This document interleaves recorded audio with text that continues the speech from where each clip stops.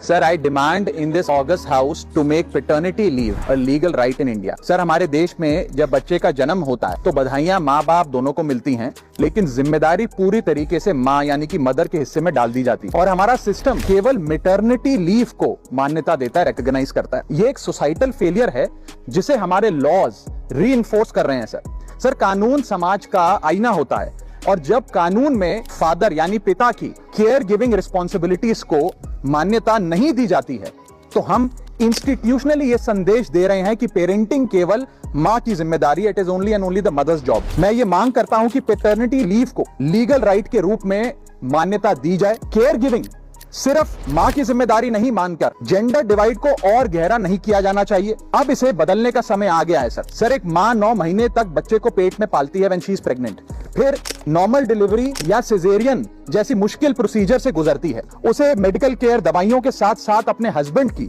Physical, mental और emotional support की भी जरूरत होती है। पति की भी बीवी के प्रति केयर गिविंग रिस्पॉन्सिबिलिटीज होती हैं, सिर्फ बच्चे के प्रति नहीं। और ऐसे समय में हस्बैंड की प्रेजेंस कोई लग्जरी नहीं सर, बल्कि एक नेसेसिटी है। आज केवल सेंट्रल गवर्नमेंट एम्प्लॉइज को ही 15 दिन का पैटर्निटी लीव मिलता है, जबकि प्राइवेट सेक्टर में ये राइट या अधिकार है ही नहीं। स्वीडन, आइसलैंड और जापान जैसे देशों में ये लीगल राइट 90 दिन से लेकर 52 हफ्तों तक की गारंटीड राइट के तौर पे दिया जाता है। भारत में 90% वर्कफोर्स प्राइवेट सेक्टर में है, यानी कि अधिकांश पिताओं के पास ये अधिकार है ही नहीं। इसीलिए मैं सरकार से मांग करता हूं कि पैटर्निटी लीव को लीगल राइट बनाया जाए, क्योंकि केयर गिविंग सिर्फ मां की ही नहीं बल्कि एक shared responsibility of both the mother and the father. Thank you sir.